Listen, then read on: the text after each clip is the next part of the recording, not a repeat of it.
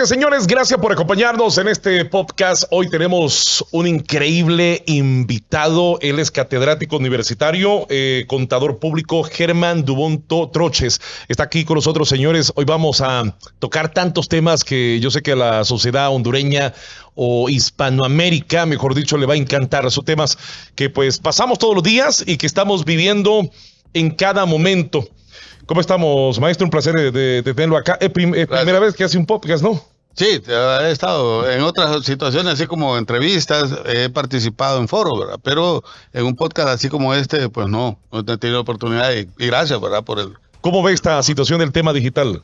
Bueno, es una situación bastante buena y excelente para aquel que la pueda aprovechar, debido a que el que no se digitalice en la actualidad va a estar fuera de mercado. Está fuera, sí, y ahora a la gente que tiene comercios, maestro, le va bien utilizando, por ejemplo, para vender en TikTok. He visto mucha gente que ha crecido en sus pequeñas empresas o medianas empresas y tiene ahora encarga o contrata personas, a bastantes personas jóvenes que sepan vender a través de las redes sociales y le va súper bien. Gente que vende ropa, gente que vende automóviles, gente que tiene una microempresa y le va bien, ¿no? Las redes sociales, sabiéndolas aprovechar, es una herramienta espectacular. La verdad que sí, porque, bueno, aquí es cómo vamos a contar la historia, o el famoso storytelling, porque las personas que pueden transmitir lo que están vendiendo y que la que están vendiendo tiene un valor agregado para el que lo va a recibir, creo que va a ser uno de los ganadores. Y la manera de exponerlo es siendo honesto en lo que está ofreciendo, para que la persona, al momento de que adquiere un producto, tenga esa credibilidad en el vendedor y a la vez lo promocione con otros. ¿Y dónde lo vemos? En la misma red social, ¿verdad? Es donde le dice si es un buen producto, si no lo atiende o si es un estafador, ¿verdad? Y la gente ahora no anda con tanto protocolo para decir las cosas como realmente son. Maestro, hace 40 o 50 años, en este caso China, estaba pasando por hambrunas, una situación económica bastante caótica que está viviendo China. Ahora, ¿cómo ha revertido China esa situación? ¿Qué transición ha tomado o qué políticas económicas ha tomado para revertir todo esto y vemos una China ahora potente económicamente? Bueno, recordemos que en China como tal, como la potencia empezó haciendo imitaciones de todos los productos. Yo recuerdo hace mucho tiempo cuando desarmaban, digamos, todos los productos que venían de Alemania, que era el mayor productor, uno de los mayores productores de tecnología, lo que eran los productos ingleses, que eran otros también productores de maquinaria, y de los mismos estadounidenses. Entonces ellos vinieron y luego que estaban maquilando, pues aprovecharon esa tecnología, ese conocimiento y le dieron una vuelta a la matriz. De hecho, cuando estaba Hong Kong, que era un conglomerado de Inglaterra, fue donde empezó y se inició de esa forma a empezar a transformar. Pero de ahí en adelante, yo diría que siempre deberíamos de verlo como una potencia en desarrollo. ¿Por qué lo digo así? Todavía no ha sacado al extremo, pero ya está dominando económicamente en muchas regiones y eso es bien importante. Ahora, siempre también hay pobres, ¿verdad? En China, porque que a todo el mundo... No todo es color de rosa, no todo es... Exacto, pero no malinterpretemos. ¿Y cómo se da eso? Con la apertura en los mercados, ¿verdad? Si no abren los mercados, no se puede hacer nada. Es bien complicado para que un país pueda salir adelante si no se abren los mercados. Maestro, bueno, se ha dicho que China es el principal acreedor de los Estados Unidos, pero nadie recuerda que fue también el capital de empresarios estadounidenses el que impulsó la recuperación económica de China en la década de 1960 y 1970. ¿Cuál es su valoración sobre este tema? Bueno, de hecho, el que mantenga la mayor cantidad de dólares o inversiones en dólares, inversiones en bonos del Tesoro de Estados Unidos, eso hace porque los empresarios chinos tienen bastante liquidez de dinero. Asimismo, los empresarios estadounidenses tienen bastantes inversiones dentro de China.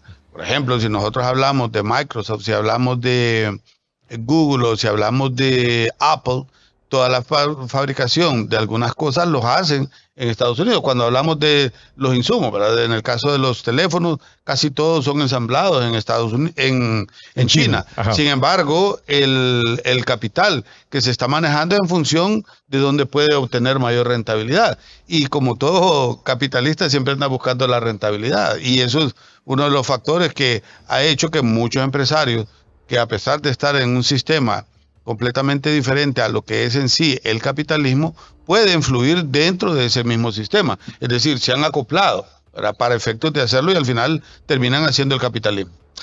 Maestro, y en términos de modelos económicos, si hablamos de liberalismo, neoliberalismo, en este siglo, ¿qué sigue prevaleciendo?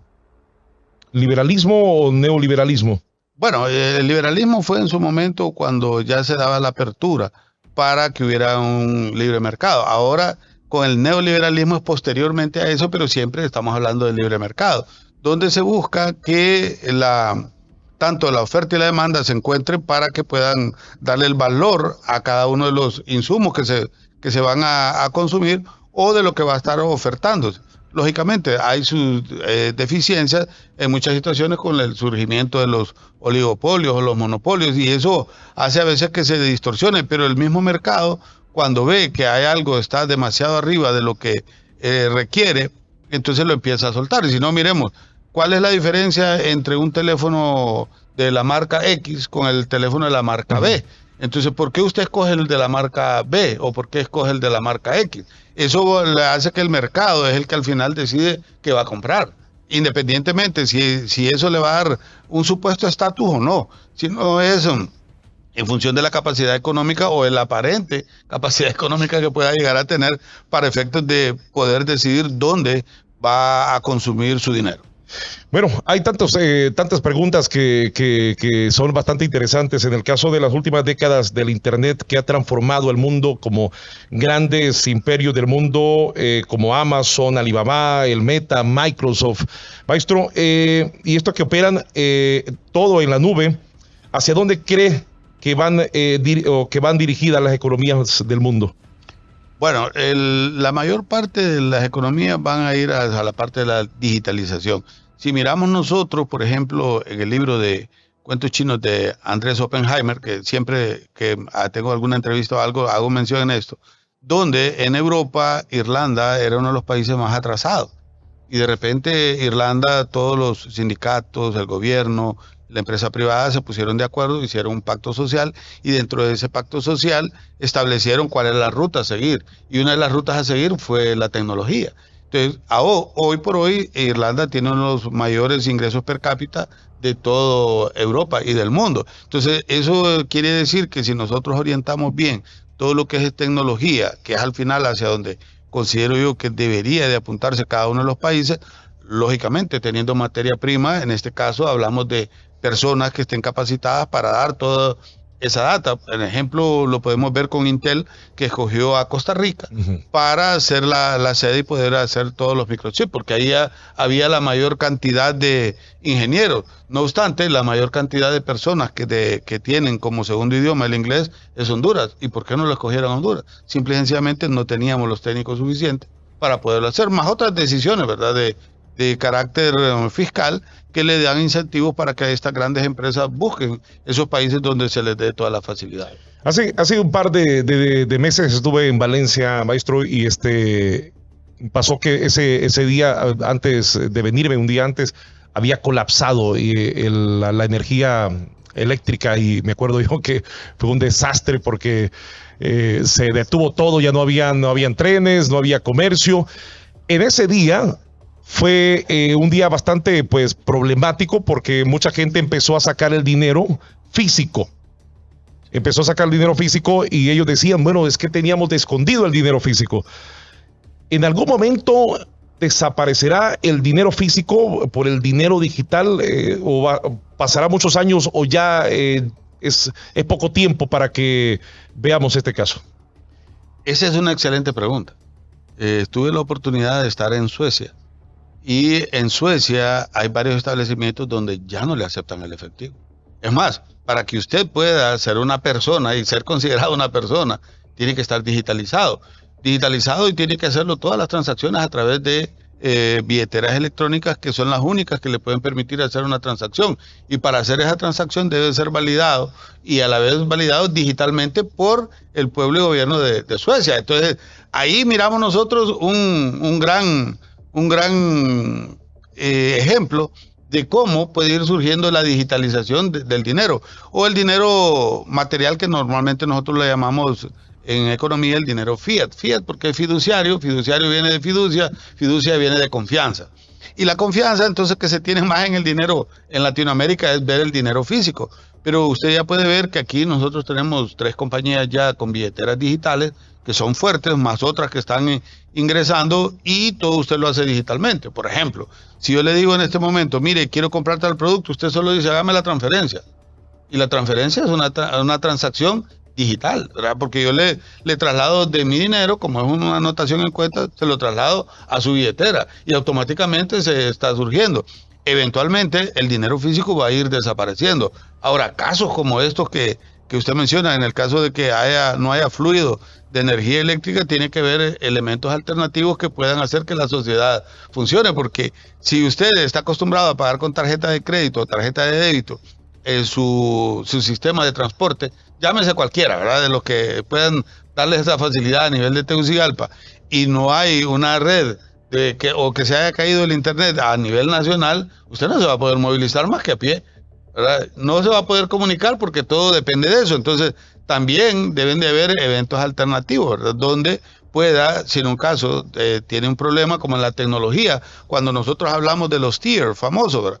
Tier es un sistema donde le puede permitir a usted tener un espejo en otro lado, que si se daña esto, inmediatamente levanta el otro y usted no siente que pasó eso, ¿verdad? Que no hubo energía en Tegucigalpa, pero sí hay en San Pedro, pero sigue funcionando, y usted dice, ¿cómo? Y es porque la parte de la digitalización tiene también sus esquemas de cómo podemos prevenir ese tipo de situaciones. Pero en el caso de Honduras, maestro, ¿cómo, ¿qué tienen que hacer los gobiernos para ir implementando ya esto en los buses?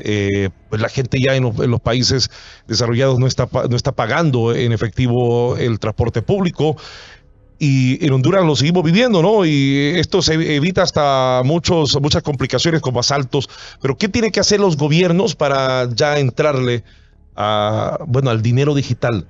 Bueno, una de las cosas que deberíamos de buscar es la desregularización excesiva que pueda existir sobre este tipo de situaciones, porque empresas hay empresas, yo conozco empresas que han ofertado este tipo de medio de pago a través de un bus, donde usted ingresa con una tarjeta, ¿verdad? Va y esa tarjeta le sirve para un mes, o esa tarjeta le sirve para tantas idas y venidas en un transporte público, y eso le puede permitir a usted siempre, como usuario, la facilidad de que no lo necesita. Es más, a veces no necesita ni una tarjeta, sino que con su mismo celular, porque ahora todo, y desde que uno ve, todo va hacia el celular, todo usted lo puede encontrar. Ya la tarjeta de crédito usted la puede acreditar en su celular, siempre y cuando tenga la identificación facial o el famoso Face ID, y donde le valida inmediatamente, lo hace por NFC, ¿verdad? O Near File Connection, que es un contacto sin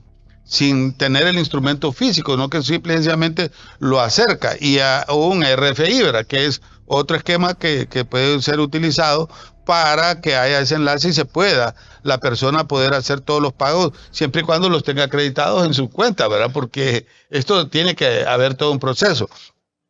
Y lo otro es que se lo faciliten, que no le cobren comisiones tan altas a las personas para que se empiece a dar este esquema. Bueno, muchos países, incluido Estados Unidos, se han unido al mundo de las criptomonedas, maestro. En el caso inclusive, pues, Satoshi Nakamoto con el Bitcoin. ¿Será las criptomonedas el dinero ya del futuro, o lo mira algo incierto todavía? Bueno, acá tal vez le voy a indicar una serie de situaciones. Para mí no existe el término criptomoneda como tal, porque para que sea una moneda debe ser autorizado, y siempre lo voy a decir, por una autoridad monetaria. Yo sé que los que les gusta la descentralización del dinero podrán tener una objeción a esto. Sin embargo, para mí cualquier criptoactivo, o denominado criptomoneda por las personas, eso es nada más un medio de pago que le puede servir. Ahora bien, ¿cómo lo pudiéramos visualizar nosotros como usuarios? Usted maneja realmente el esquema de un criptoactivo para poder hacer inversión. Si no lo maneja, entonces simple y sencillamente seguro va a ser estafado. Entonces uno tiene que aprender a conocer cómo funciona el esquema de los criptoactivos, cómo se pagan las comisiones, porque a veces la inversión es una y la comisión es más alta que la inversión. Entonces, ahí usted perdió. De una manera limpia le están quitando su dinero. Y la otra cosa que yo siempre hago alusión es invierta aquello que usted pueda perder y que no le va a dar mayores problemas con su flujo de efectivo para efectos de que pueda subsistir como este. En el caso del BTC, por ejemplo, el BTC está dividido en 100 millones de piezas, que son los llamados satoshis. Entonces, un satoshi, si digamos, está en 100 mil dólares, un BTC o un Bitcoin, divídalo usted ese 100 entre 100 millones. Entonces viene .00001, que es el satoshi. Entonces alguien dice, yo tengo $500 en BTC. No es cierto. Él tiene $500 en satoshi, que es algo bien irrisorio en función de la cantidad que vale un BTC. Y las negociaciones que se hacen, alguien con $500, con $1,000, con $2,000, con $5,000 no se va a volver millonario de la noche a la mañana, que lo debe de tener claro. Pero sí, asumamos que se vuelve exponencial el valor del BTC, pudiera ser que tenga bastante. Y la otra es, usted va a estar, lo va a tener dentro de su cartera de inversión como una inversión como tal, es decir, disponible para la venta, o lo va a tener como para mantenerlo, es decir, un hold que le llaman. Entonces, si usted lo va a hacer para eso, estaría especulando, y el especular sería que en algún determinado momento lo va a utilizar para consumir más adelante. Maestro, ¿y a qué le atribuye a la política agresiva arancelaria de Donald Trump? Escuché que, pues, muchos, bueno, lo hemos visto, ¿no? Que muchos países están siendo afectados. Que esto podía ser una política a largo plazo por parte de Estados Unidos. Pero ¿ve efectivo este plan que está realizando Donald Trump? Bueno, si nosotros lo miramos y nos vamos a la historia, desde 1944, cuando se estableció el sistema, la reunión en Bretton Woods, donde se establecieron los grandes organismos para ayudar a las economías de los países en desarrollo y sobre todo los países desarrollados. Uno de los factores que tenían en cuenta era quitar los aranceles. Entonces, ahora estamos volviendo a ese tipo de cosas. ¿Por qué considero que está haciendo esta política el presidente Trump? Pues simple y sencillamente está tratando de ayudar a la industria estadounidense porque está siendo bombardeada con un montón de productos del exterior que de repente puedan estar subsidiados y no están al valor real, y eso entonces va a hacer que las empresas dentro de Estados Unidos empiecen a colapsar y a quebrar. Ejemplo, podríamos hablar de la industria automotriz, podríamos hablar de la industria agrícola en lo que son tractores, podríamos hablar de la industria de camiones, podríamos hablar de la industria del acero. Hay varios factores entonces en los cuales él está buscando hacer una protección para que Estados Unidos vuelva a tener industria y en vez de importar, exporte. Increíble lo que está diciendo. Yo estoy aquí como un alumno, ¿no? Estoy expectante con todo lo que está diciendo. ¿Cómo ve o qué países emergentes están mostrando un mayor dinamismo económico? Estaba escuchando a Milei que la política económica que él está implementando, esto va a generar resultados 35 años. Entonces, las personas que estaban en el foro preocupadas, ¿no? Porque ellos van a ver resultados a los 35 años. ¿Qué países usted observa que están mostrando una mejor economía? Bueno, vamos a hablar un poquito de Argentina. En la otra ocasión, hace como unos 15 días, escuché a un jubilado decir que no quería más dinero de su jubilación. Entonces, a mí me llamó la atención, ¿verdad? ¿Y cómo es eso? Entonces le digo, con que no me meta inflación, con eso estoy satisfecho. Okay. Entonces, cuando le dice a alguien eso, entonces, ¿qué le está diciendo? Quiero tener el mismo poder adquisitivo que tengo, estoy conforme con lo que tengo, pero que no me vayan quitando ese poder adquisitivo. Entonces, esa debería ser una de las tendencias que deben de buscar. Yo soy partidario de metas de inflación. Metas de inflación es que cada uno de los países pueda tener una meta de inflación. Claro, se meten en una camisa de fuerza y esa camisa de fuerza pues puede hacer que un país haga responsable a una autoridad monetaria, en estos casos los bancos centrales, para que puedan contener ese tipo de cosas y tener instrumentos. Además, la política fiscal debería de ser bastante restrictiva en función de no gastar más de lo que realmente se recibe. Si lo miramos de los países que más, para contestarle su pregunta, yo diría los países árabes. Los países árabes están invirtiendo en sus mismos países, entonces están haciendo crecer todo. Lógicamente, la cantidad de dinero de que ellos disponen, nosotros los países de Latinoamérica no disponemos, pero si hiciéramos realmente un presupuesto en el cual gastásemos menos de lo que recibimos, como hacemos nosotros con nuestros salarios, creo yo que sería un buen esquema para poderlo hacer y liberalizarse tal vez un poco de esa cadena de las deudas externas que nosotros estamos teniendo. Ahora bien, si lo miramos, ¿cuáles son de los países que pudieran estar repuntando? Pues tendríamos que hablar de Canadá, un poco de México. Aún así, con el nuevo esquema que están teniendo, me parece a mí que van a empezar a retroceder. Podemos hablar de Costa Rica, que tiene un buen enfoque, Panamá tiene un buen esquema, y no digamos Brasil, ¿verdad? Brasil, pues ya es un país que no depende de nadie, sino que él mismo ya puede hacerlo, y aún así también tiene bastante endeudamiento. Podríamos hablar del mismo Japón, ¿verdad? Que el Japón tiene el 236% de deuda del PIB. Entonces uno dice, ¿cómo es posible? Por el flujo de efectivo que puede tener para hacer los pagos. El día que haya un impago, ese día entonces un país se va a caer. En el caso de Latinoamérica, pues casi todos andamos en el mismo esquema queriendo sobrevivir. Con lo que está haciendo el presidente Milei, creo yo que es algo que le debe abrir los ojos a todo el mundo, porque si está haciendo las cosas, haciendo que haya austeridad en un estado y está funcionando, es para pensarlo, es para analizarlo, es para implementarlo, es para ver que eso realmente esté funcionando. ¿Pasaría la misma situación con el país vecino, con El Salvador? ¿O tiene otra mecánica Bukele? Bueno, yo he tenido la oportunidad de ir a El Salvador, he ido en un par de ocasiones y realmente se ve el cambio. Entonces, el cambio es la mentalidad que pueda tener un presidente. En este caso, él no está viendo algo para sí mismo, sino que está viendo para el país. Y cuando usted empieza a pensar en el país y no empieza a pensar en todos sus amigos, independientemente de que hayan o no hayan negocio, hagan o no hagan negocio, que eso se vea revertido en la población. Al principio es un poco fuerte el choque porque la gente resiente ese tipo de cambios. Sin embargo, en la medida que va viendo que existe seguridad, viene la inversión. Viene la inversión, viene el empleo. Viene el empleo, viene el consumo. Viene el consumo, viene más producción. Y empieza todo este círculo virtuoso de la economía en el cual le puede permitir a las personas poder tener un mejor nivel de vida y que se vaya incrementando el ingreso per cápita. En este caso, El Salvador, no me extrañaría que más adelante sea el país que mayor ingreso per cápita pueda llegar a tener si siguen continuando las inversiones de las corporaciones que están dando.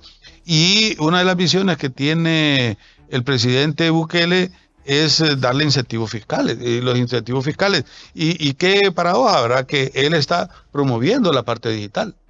Y entonces decimos algo está haciendo que la gente esté creyendo en él. Y eso da mucho, al igual que Milei, ¿verdad? Porque están los inversionistas buscando ir donde van a sentir esa seguridad jurídica y económica para poder desarrollarse. Hablando de dólar, maestro, ¿qué tan fuerte sigue siendo el dólar como moneda y de referencia mundial?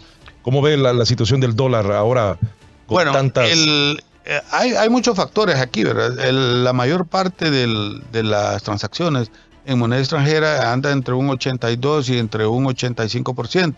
Zbigniew-Kosikowski, en su libro de Finanzas Internacionales, establece que la hegemonía de las transacciones a nivel del dólar se va a tratar de mantener durante un cierto tiempo. Sin embargo, a mi manera de ver, poco a poco también va a ir perdiendo espacios en la medida que otras potencias vayan surgiendo o vayan surgiendo otras monedas. Así como surgió el euro le quitó un buen mercado. Sin embargo, la mayor parte de las personas tienen confianza en el dólar. Y eso es algo que usted no se lo va a poder quitar a las personas, ni al inversionista como tal. Bueno, quiero escuchar también su punto de vista en el caso del socialismo del siglo XXI. Para usted, el modelo económico del socialismo del siglo XXI es verdaderamente efectivo para un bienestar de algún país o es una falacia? Es una falacia para usted que nos han vendido y que no habrá resultados buenos para un país. Bueno, entonces yo le puedo preguntar, ¿cuál es el resultado que tienen esos países actualmente? Los que están con esa filosofía. Esto es una de las cuestiones en las cuales nosotros podemos ver que las élites políticas de los que dicen ese tipo de filosofías son las que realmente se benefician económicamente. Ellos viven una vida que no la vive el de abajo, por decirlo así. Entonces el esquema se da. Es una de las cosas que a mí en lo particular me gusta del capitalismo, porque el capitalismo es así, por decirlo así, claro, el que trabaja agarra más. Y en el caso del socialismo lo que buscan es una equidad o una igualdad. Y siempre, como en todos, ponemos nosotros un ejemplo. ¿Qué pasaría si a todos los hondureños le damos 1 millón de lempiras mañana? Es una buena pregunta. ¿Cuántos pobres tendríamos el día pasado mañana? Entonces, igual pasaría de cualquier unidad monetaria en cualquier país, y se lo digo para todos los de Latinoamérica, ¿qué pasaría si en su país le dieran $1 millón a cada uno de sus conciudadanos? Yo le garantizo que la mayor parte va a pensar en consumir, no va a pensar en invertir. No quiere decir que no vaya a haber y va a pasar rápido esa cantidad de dinero. Es como el que gana la lotería y le aparecen familiares desde debajo de las piedras. Ahí nosotros tendríamos que ver cómo vamos a tener y cómo pudiéramos nosotros quitar esto. Pues a través de la educación financiera que se pueda dar. Pero no quiero irme sin responderle la pregunta que usted me ha hecho de una manera bien causal. Yo considero que el socialismo no es, a mi manera de ver, una salida para que las personas puedan desarrollarse de una manera individual. Si bien es cierto, ellos buscan el bienestar colectivo, no siempre el bienestar colectivo se da, digamos, a veces cuando lanzan migajas hacia abajo, pero los de arriba tienen una vida completamente diferente a los de la clase media y los de la clase baja. Y no digamos, si desaparece la clase media, todos quedan en la clase baja, y la clase alta, que sería la política. Contrario en el capitalismo, y hago la comparación, el capitalismo pues siempre se mantiene en las 3 clases, clase baja, clase media y clase alta. Y esto es algo que nosotros debemos de considerarlo de una manera objetiva. Yo no quiero que lo vean de una manera política, no, que mírenlo ustedes cómo puede y cuáles son los resultados de que se están en los países que han implementado el socialismo. Ahora bien, socialismo con capitalismo, que es una de las cosas que la mayor parte de las personas visualizan con los países nórdicos, Islandia, Noruega, Suecia, Finlandia, podríamos hablar de Dinamarca, que son esos países que se dicen socialistas, pero realmente son capitalistas, porque el capitalismo es el que predomina en la esencia del mercado. ¿China qué es, maestro? Bueno, China es de una manera como un híbrido que tiene la parte socialista o comunista y la parte capitalista, porque el que desarrolla las empresas, todas las empresas son parte de la SA, donde nosotros podemos ver gente que es multimillonaria, y miremos al señor Ma, la que tiene 50,000 millones en su empresa. Entonces, él como persona tiene, entonces hay capitalismo. No podríamos decir nosotros que es un socialismo puro. Entonces, la combinación de esto es lo que pudiera ayudar a que los países empiecen a verlo. Y una vez que se empiece a generar, sí considero que debe haber una redistribución de la riqueza, pero no en la mal llamada de que le vamos a quitar a este para darle al otro. No, debe de ser de que ese dinero que entra de los impuestos o de los esquemas de los impuestos sean bien focalizados hacia alguien. Por ejemplo, a mí me gustaría que eso fuera focalizado estrictamente a educación y salud. Entonces, primero, educación. Si usted tiene educación, va a ser muy difícil que se vaya a enfermar, porque va a tomar todas las precauciones que pueda haber. Pero pongámosle que igual se enferma. Entonces, si usted enferma, tiene la educación, y le dan la salud, usted estaría hecho. ¿Por qué? Porque tendría las otras herramientas, que serían sus manos, sus piernas y su cabeza, para poder desarrollar su propio esquema de negocio y poder salir adelante. No todos pueden ser empresarios y eso está muy claro. Pero entonces el que no es empresario va a poder ser empleado. Pero al estar educado va a ser mejor remunerado. Y eso se vuelve un círculo virtuoso nuevamente dentro de una economía. Bueno, una pregunta. Si a esos países o estos países de Hispanoamérica se le quitaran las sanciones por parte de Estados Unidos, ¿tendrían otros mejores derroteros o seguirían igual? Es que sanciones no hay, ¿verdad? Porque lo que le llaman el bloqueo, por ejemplo, en el caso de Cuba. ¿Dónde puede comprar Cuba la maquinaria? En Estados Unidos. ¿Dónde puede comprar Cuba la medicina? En Estados Unidos. Ahora, ¿qué produce Cuba? ¿De qué producía antes cuando habían bastantes empresas? Ahora, cuando las empresas pasan a ser del Estado, y es aquí otro bemol que podríamos llegar a tener, cuando el Estado pasa a ser parte o los medios de producción pasan a ser parte del Estado, nadie se siente dueño, y al no sentirse dueño, entonces lo que provoca es de que ninguna persona quiera tomar la responsabilidad de hacer producir adecuadamente.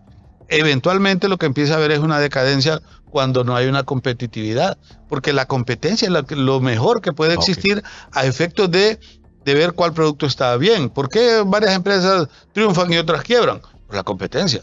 En el caso del Estado, ¿con quién va a competir?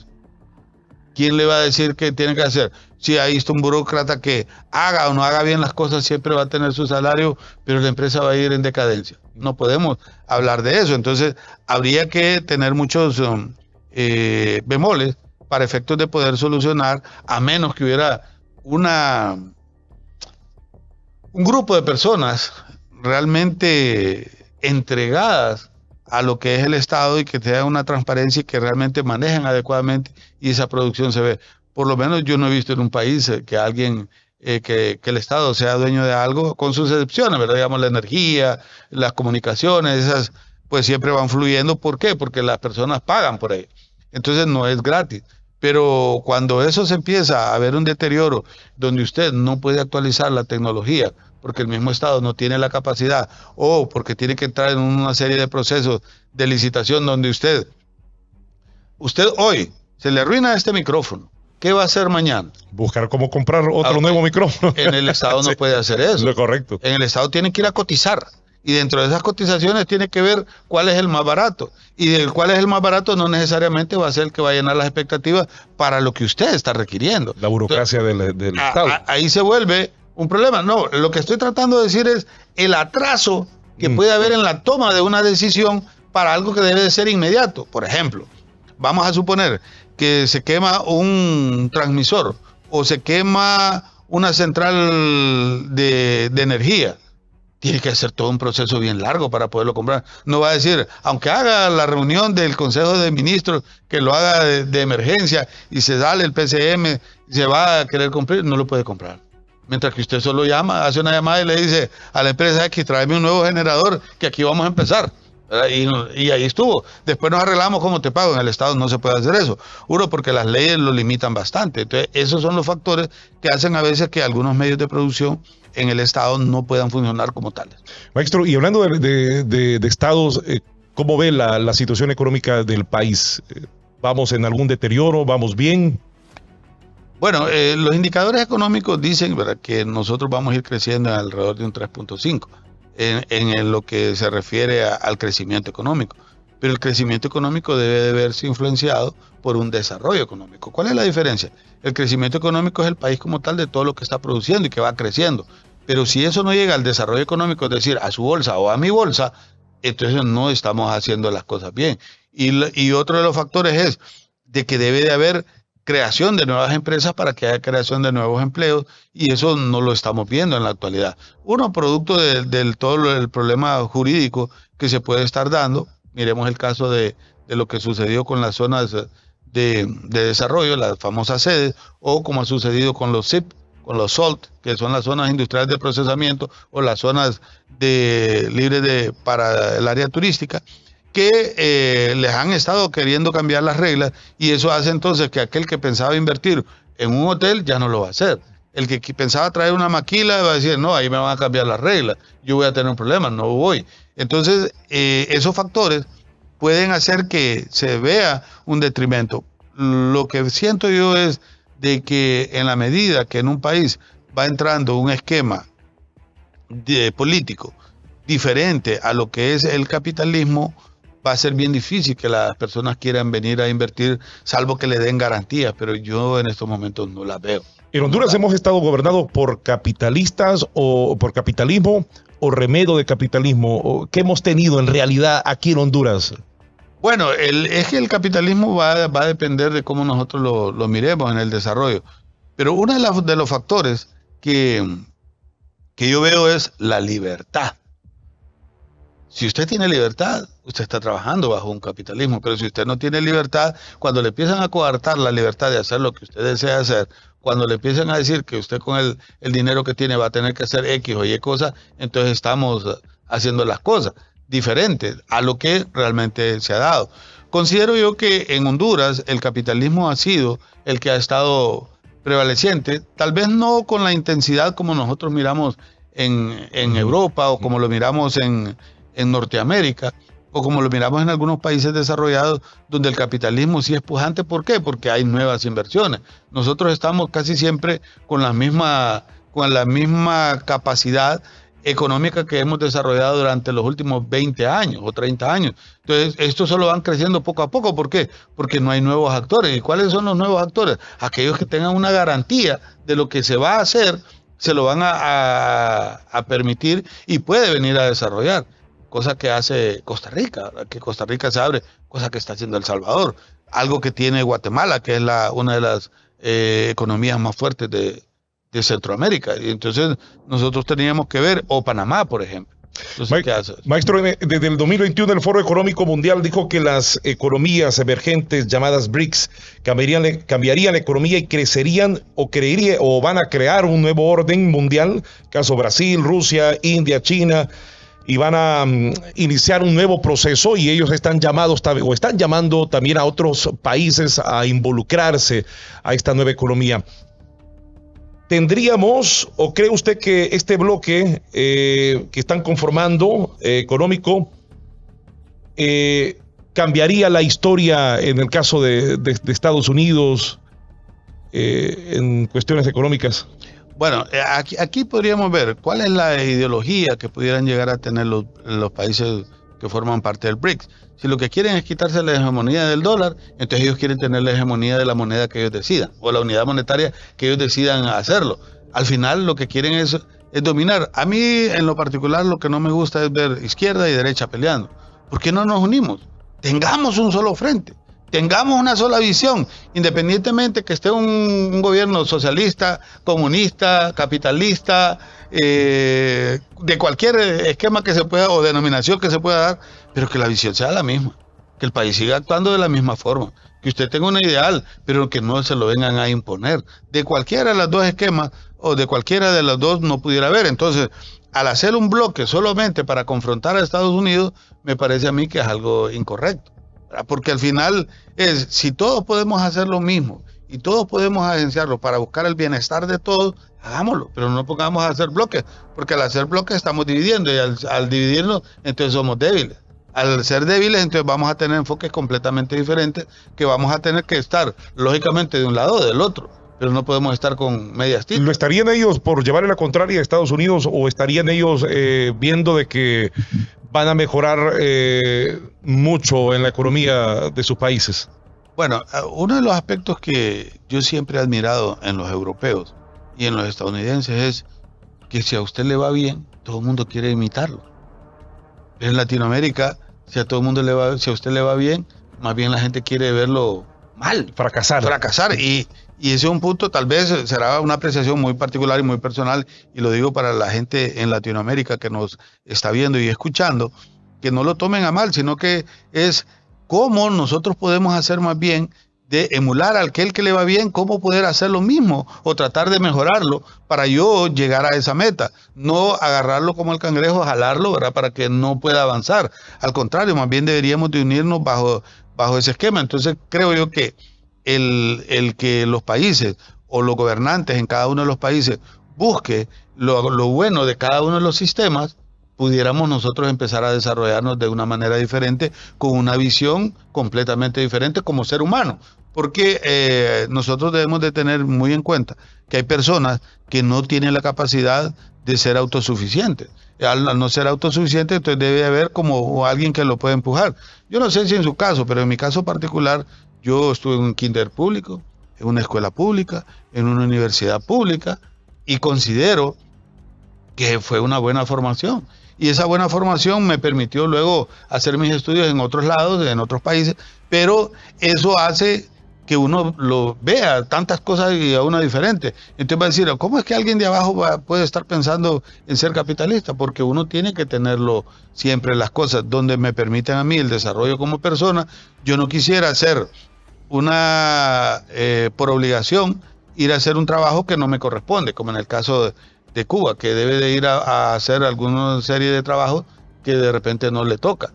Otro ejemplo, si manda una brigada, yo soy médico y me mandan una brigada, me dan $200 y el gobierno se queda con 1.300, ¿cómo está la cosa si mi fuerza de trabajo, si bien es cierto, el gobierno me lo dio, el conocimiento a través de las universidades que le dieron la educación, pero no estoy obligado a trabajar para un patrono que me quita, no el 100, sino que me quita cualquier cantidad. Y eso es una de las cosas que a veces nosotros podemos ver como ambigüedades que solo en el capitalismo, teniendo la libertad, se puede dar. Si usted tuviera a la par a la presidenta Xiomara Castro, ¿qué consejo le daría en función de la economía del país? Bueno, una de las cosas es quitarse de una ideología. La ideología, creo yo, que de alguna manera nos hace ver cosas de que correspondan con el son de que yo quiero ayudar al pueblo, pero ¿quién es el pueblo? Pues, ¿a quiénes realmente he ayudado? Si acá no debemos nosotros de buscar ni verlo como que el pueblo son nuestros hijos, no, el pueblo es toda aquella persona que tiene una necesidad de una oportunidad para salir adelante. Esa es la oportunidad que yo tengo que buscarle como gobernante a través de las políticas que yo pueda llegar a establecer que le permitan a esta persona salir adelante.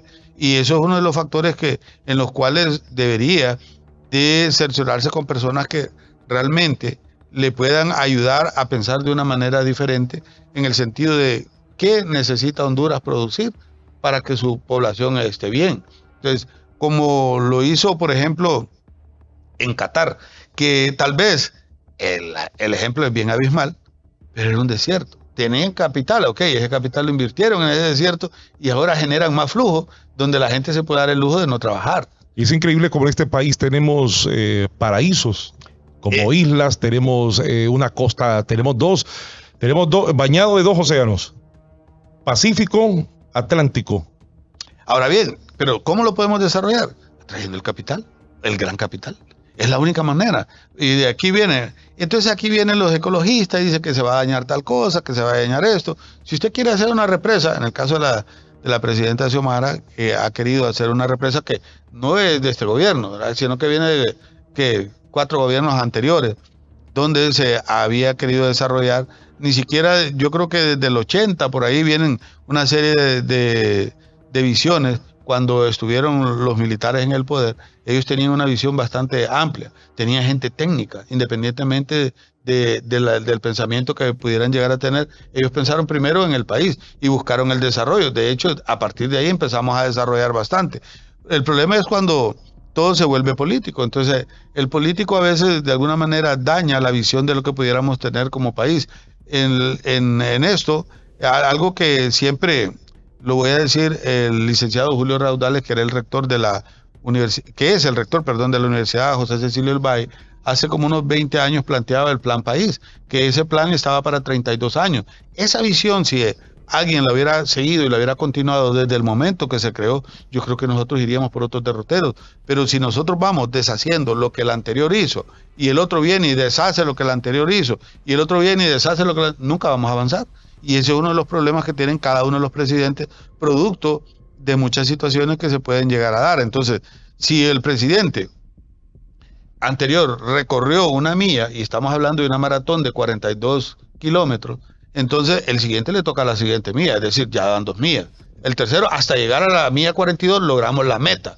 Logramos la meta, ¿cómo está el país para atrás? Y cada uno, una vez que vaya avanzando esa milla, tiene que dejar mejor que como estaba antes. Y haciendo esa alegoría para la gente que le gustan las maratones, deben de saber que lo que realmente nosotros buscamos es de que haya desarrollo para un país, es decir, que el país vaya creciendo poco a poco y esto se vaya dando de una manera bien clara. Maestro, y para finalizar, le hago esta pregunta porque yo escucho muchos políticos hablar de los sistemas económicos, que hablar de es que estos izquierdas o al contrario, estos capitalistas.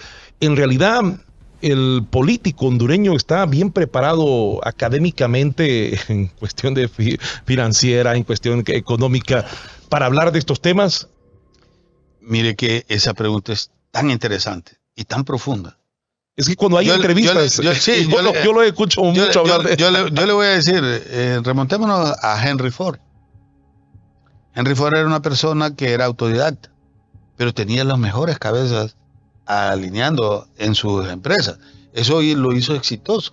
Es más, cambió los medios de producción, cambió lo que era la producción normal o artesanal, la pasó en línea. Entonces ya al pasar a hacer una producción en línea, él pensó de una manera diferente y rápidamente abarató los costos. ¿A qué me refiero yo con esto?